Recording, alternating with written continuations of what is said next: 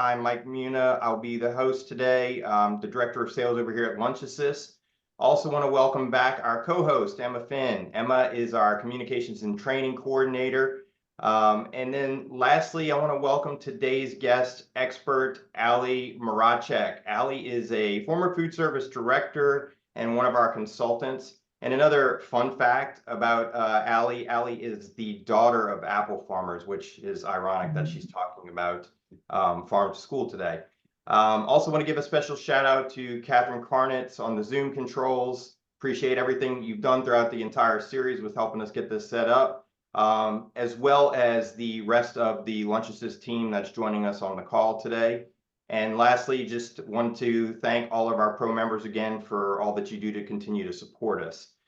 So as usual, please put any of your questions in the chat. We will do our best to try and answer them throughout the live discussion today. If we can't, we'll get to them at the end during our Q&A session. So with that, I'm gonna turn it over to Emma. Thank you, Mike, and hello, everyone. It's so great to see everyone's faces again. So today we're going to be talking about farm to school, perhaps one of the most exciting yet complex aspects of school food procurement. It's a national movement that's been around for decades now, but it can be a pretty broad term. So for the purposes of this call, we will focus on local procurement when it comes to farm to school. And I am thrilled to be joined today by Ali, one of our LunchAssist consultants and resident farm to school experts, I believe. She is a former child nutrition director with lots of operational experience in creating systems for sustainable local sourcing. She's also working on our Healthy Meals Incentives Partnership project with Boise State called Project Scales. And over the next few years, she'll be helping districts across the country launch and expand their local procurement programs. So welcome, Ali. Thank you. Good to be here. Yay. All right, well, let's start with the basics, Ali. What is farm to school? Yeah, so I think you summed it up really nicely in the intro. It's a national movement that we get to be a part of. That's very exciting. And the long and short of it is that it helps connect local producers with schools. It can look different in every community and usually includes some form of classroom, cafeteria, and school garden. So as many of you might already know, it's a triple win. So students win, farmers win, and of course, our community wins for all of these great reasons. As a child nutrition director, one of the biggest ways we play a role in farm to school is through local procurement. So we have the power to divert meal program funding to our farming communities by keeping those federal dollars in the local economy. That just feels great and it makes a great impact. So about 66 cents of each dollar you spend in a local business or farm stays within the local economy versus 11 cents of a dollar that you spend with a multinational food purveyor. So that is buying power at its finest. So yeah, it's important work and it's meaningful too. Yeah, I could not agree more. Now, as a former director, Ali, what was your experience running a farm to school program? Yeah, so I'm based here in Northwest Arkansas, and like the intro said, been a director for about 7 years in my local district where I live now. And farming and local food is really important to us. And so I used farm to school as a tool to connect with students and families and local organizations and to connect those players and my meal program. And it was really one of the primary components of my marketing strategy. So our district started very small with just pilot farm to school initiatives and projects, and then grew to a district-wide program over time. And that was the key to our success, starting small and building on our incremental wins. So we have many small farmers in our area. We are lucky in that way. And so that direct sourcing, that direct purchasing was our primary way of purchasing from our community members. And we also we're lucky enough to have a district warehouse. I know that's not a reality in every district, but we leverage that resource to have one central dropping point for our growers, and then we would deliver it out with commodities. So we worked early on with various community partners that were also doing food work in our area and to pilot the school gardens and local sourcing, of course. And then after time, we felt like we were starting to be ready to apply for grants, federal grants, state level grants.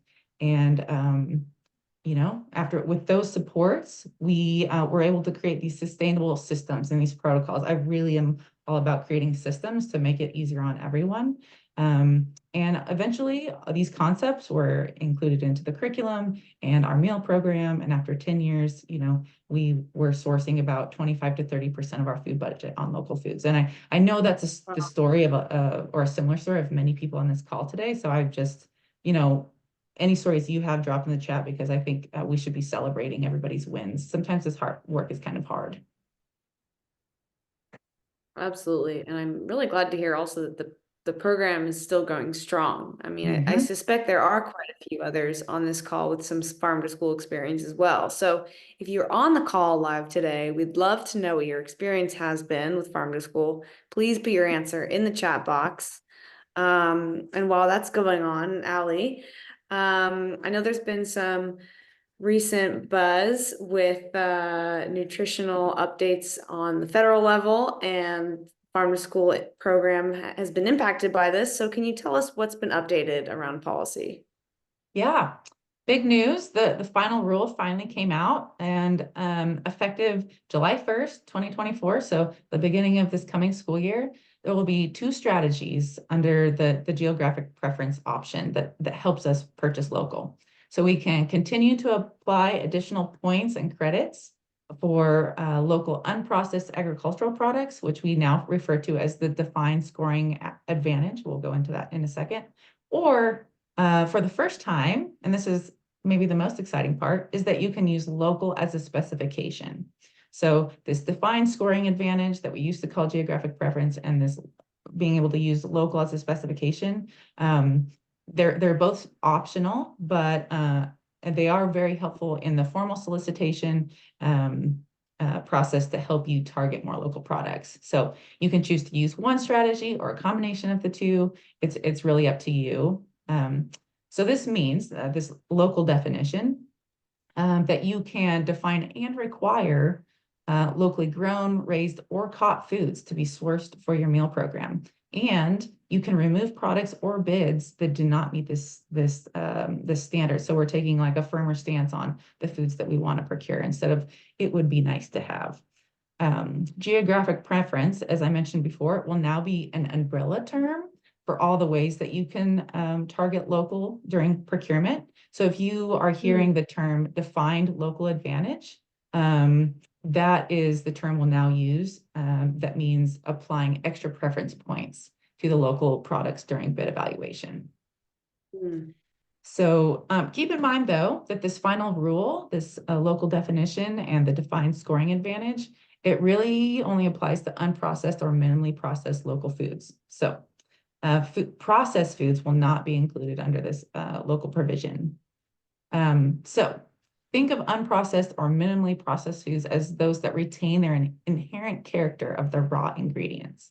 So whole head lettuce, or peeled, sliced, and frozen squash, or frozen ground beef. These would all meet the criteria because they are uncooked, they don't have additional ingredients or fillers, and the nutritional content doesn't change from the original raw product. And this slide has a good list of all the processing techniques that still qualify for the minimally processed in this new local provision. Yeah, and I love a good chart. So it's really nice to see on the screen here. And this is all great news. We love it when things get easier in school nutrition, right?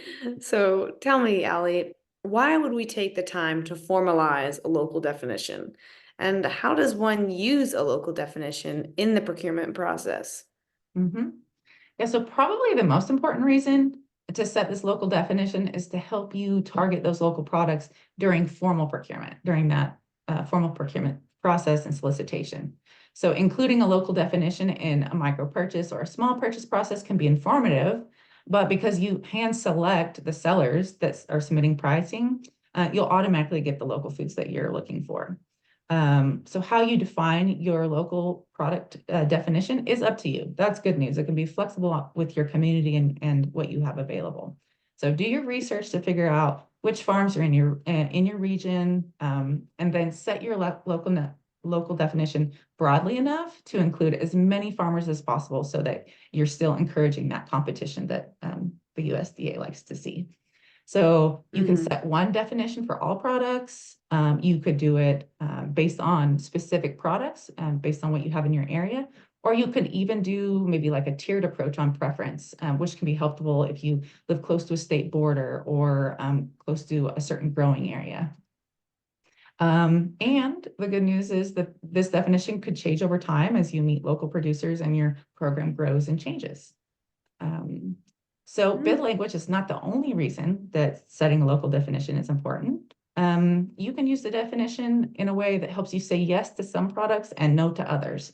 For example, if you have a large food processor in your town that wants to participate in your farm to school purchasing program, but they source ingredients from farms further away and they don't really align with the values of your local farm to school program, you can your definition helps you respectfully say no to those products so that you can use those dollars that you've set aside for local farms in your own community. And it's likely that this large processor can participate in the school market by participating in your other bid opportunities. So they're still getting a part of the market. And lastly, defining local for your program is great for marketing. That's primarily why I established mine. You can tell your local procurement story and highlight all the good work of your farmers and your staff through your various communication channels by outlining your definition and why those parameters are important to you. For me, it was important that the dollar stayed local, like in my state, local was my definition. So other local food supporters can also echo that message of what your local definition is and help you find additional farmers. That's really smart. I love that. And how do you manage all of the USDA procurement rules when you're purchasing from local farmers? That's a big question, but we'll try to keep it brief and to the point. So just like with all of your non-local procurements, you'll forecast that amount of local products you think you'll need, and then select the purchasing thresholds that align with that contract amount. Now, remember that the purchase amount is the amount you're going to spend with a single grower during the year, which in most cases is like the typical bid term. And it could be shorter for special events like this bid term, or this contract term could be shorter for special events like Harvest of the Month. But for most folks, you'll want to forecast for what you'll need during the year and utilize the procurement threshold that aligns with that. And that's why forecasting is so important. And we talk about it in our one-on-one consulting all the time, the importance of looking ahead to what you think you'll use. So since local is a product specification now, you'll evaluate bids based on price and any other evaluation criteria that you think is important. But technically, you can throw out bids or certain products in that bid that don't meet the specifications. So if you specify local, you can throw out a response from those non-local vendors. If you're wanting to sort both local and non-local versions of the same product, totally doable. For example, loose leaf lettuce heads, you could create two separate line items on your bid solicitation, one for the local item and one for the non-local item. Or you could create a separate bid opportunity for your local products altogether. So all of those vendors who supply some or all of the local products you want could be considered responsive to that bid. So follow the standard procurement thresholds that you use for all of your normal purchases. And we have some great resources on digging deeper into those that will be coming out soon. And some that just happened, like the recent TLB webinar on procurement basics, or our upcoming LunchAssist Pro procurement lessons. Stay tuned for those. Those are going to be chock full of great information.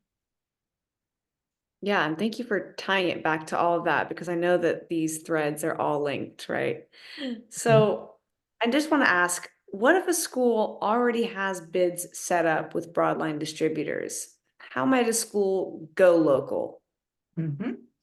So purchasing from a prime vendor and directly from a local farm can coexist. That's the good news. We can do it all.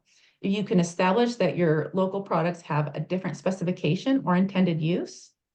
You can complete a separate procurement process for those items and still buy from your broadline purveyor. So you just have to show how they're slightly different or that they have the local definition. For example, if you didn't specify local in your bid document, or you want a local item now, or if the local product is a unique specialty item with a different characteristic, this product is different enough to do a separate solicitation. So that's pretty straightforward, pretty easy to do. Just make it a little bit different, or make it local, put that in the specification. And your broadliner could also submit pricing for that product. So they're not missing out on the bid opportunity. If they want to spec the item, they can still spec it for you during that other solicitation. Also, having a unique intended use for the product can give you flexibility as well. Say you'd like to purchase local items for a farm to school lunch, or harvest of the month, or maybe a special salad bar makeover. These intended uses are different from your standard use of your foods in your meal program. And so you can make a separate solicitation for those. If these local items start to be used more regularly, though, in your program, we suggest adding them and some form of geographic preference language to your bid the following year, so that they're kind of included kind of more inclusively into your bid process. Right. So be sure to read your current contracts that you have to make sure there isn't any language in there that would prohibit this, but I really can't see any instance or any verbiage that I've seen out there where a vendor could prohibit you from purchasing local from another vendor, especially if they can't provide the product, or if you're looking for a different product that wasn't on the bid for which they have your contract. So it's possible to do both. Okay, yeah. And well, speaking of local items, we really need to make sure that these local items are making financial sense for our programs. So can you give me the bottom line benefits of serving local foods? Sure. This was always top of mind for me. Like, yes, all of these highbrow concepts are important and I value them, but like, can I afford this? Can I make this work in my program? So there are ways to both generate revenue and cut program costs with local procurement. So as far as generating revenue, increasing participation is where we go there. So when you start to talk differently and put different foods on your menu and you're highlighting these, you start to pique the interest of new customers. So maybe students that typically bring a packed lunch, them and their parents might start to queue into your program, and you can gain new customers that way. Adult eaters. I used to have a ton of staff and teachers eat with me, especially at my high school, because of all of the fresh local items that we were promoting and trialing in these new recipes. So you can gain new customers that way, that maybe they weren't saying very nice things about your foods, and you start to change their mind about it. Also, incorporate it into your catering program, and then you can charge what you need to charge to make it all work. The other flip side of that is, cutting costs. How do we afford it? So, buy foods, local foods when they're bountiful, when it's peak season. Typically the prices are more agreeable when there's kind of a big supply in the market. Maybe consider second grade. Typically growers don't have a good market for their second grade options, but they can be a great solution for schools. Maybe, if you feel comfortable, asking that the product is unwashed and unpackaged, and then you can do that in-house. If the grower doesn't have to go through the work of doing that, they might give you a lower price. Try bulk buying. Are there products that you can buy maybe like a few weeks or a month's worth supply of, like frozen ground beef or rice or sweet potatoes, and then use down over time? If they don't have to do multiple deliveries, they might be more willing to give you a better price. Processing, chopping down and saving local things during the peak season and using them later can be a great cost savings. And also be really intentional about how you menu these items. Maybe they're not something that you menu every day. Maybe you really showcase it, make a big splash, but it's very intentionally on your menu, and maybe less frequently, but it has a big impact on ROI because of how you've promoted it. The other thing I would say is, like, do the math. I think we have this perception that like local foods are always more expensive or unaffordable, but do the math. How much more expensive are they? And if you're only buying them for a week or maybe a month, could you pay that higher price? Because in the end, the difference really isn't that much, and you can find it in your budget to make it work. So those are some of my suggestions. Let's see. I would also say that local procurement can be a prominent part of your marketing strategy and can improve your bottom line through this participation concept. So it can help you find out where additional farmers to buy from are as well. When farmers have heard about your program and they know you buy local, they'll come calling you. There's less you trying to find them, and they will find you. Let's see. This gets into storytelling. So, how are you representing your program and your staff online and through your communication channels, making them the hero, and you're guiding your program through this process and your community through the process of serving local foods can be a really compelling story that brings more people to you. I'd also say with social media, you want to get more positive PR out about your program. You want to clog up the channels with positive PR because we're going to get comments on social media that are more negative. So if there's more things being said positive about you, that's what people will remember, what they're hearing most. It can also help you gain support for your program. So these small wins, when it looks kind of shiny and bright, people want to support that. They want to join that movement. It's also great to share some of your impact data and your partnerships that have worked out at board meetings with, you can include these things in grant proposals that make you look more compelling and fundable. It's also really great for building staff pride and ownership when they have gone through the process of maybe being hesitant at first to now knowing how to work with these foods and serving these foods and seeing children react differently. They take pride and ownership and want to come to work. So the last thing I would say is that it's really helpful for farmers. A lot of them don't have a marketing budget. So how you're talking about their products and their farm and sharing their story can really lead to extra sales for them, maybe at the farmers market or with restaurants or other places in your community. Yeah, thank you for all of that. So my last question for you today is, how are schools sourcing local foods for their programs?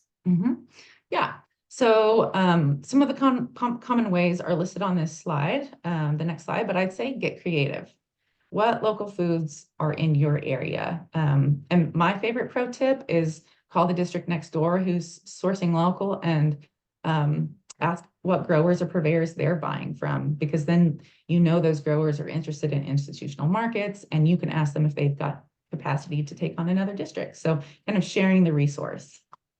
In the final rule that was recently released, there was special attention given to the DoD Fresh program. So state agencies are being encouraged more strongly to contract with local growers so that our commodity dollars can be used for local purchasing, which would really, there's some of that already happening, but that could really reduce a lot of barriers and make using our commodity dollars easier. Sometimes that's kind of hard to use it all by the end of the year.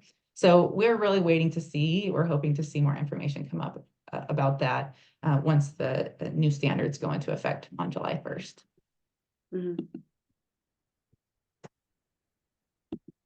Okay. Well, with that, I'm going to pass it back to Mike before we open it up to Q&A. But thank you so much for answering all those questions, Allie. And I can't wait to see what people pop into the chat. Awesome. Yeah, thanks, Emma. I appreciate it. And thank you so much, Allie, for presenting all this material to everybody. I just want to remind everyone, please, if you want access to the recordings, we will be sending out a follow-up email tomorrow with resources. As well, if you're a pro member, all the webinars that we've done throughout the entire series will be available or pretty much all of them are available already in LunchAssist Pro website under the training videos library, so you can access them there if you need to. As well, I just wanted to remind everybody to talk just for a second about our services. Remember, we do offer consulting services, one-on-one consulting services to all of our districts in California. I know I've been in touch with a lot of people. The procurement reviews have been released. So that's coming up, and as well, your ARs are coming up. So please feel free to reach out to us if you're interested in getting some of our consulting services with some of our experts here. As well, if you're not currently a member of LunchAssist Pro, You can reach out to me to ask for more information about getting a LunchAssist Pro membership, where you can access our videos, our training videos, our professional standards tracking tool, and our resource library as well. So, and all of our services, again, just a reminder, are allowable under the KIT funds. In fact, we've been doing a lot of multi-year contracts with districts as well. So we appreciate everybody. Thanks for joining us. And again, just a reminder, this has been such a success that it's not going away. It's just taking a break for a little while. So after this summer, we're going to start the series back up again in the fall. So be on the lookout for email notifications for that.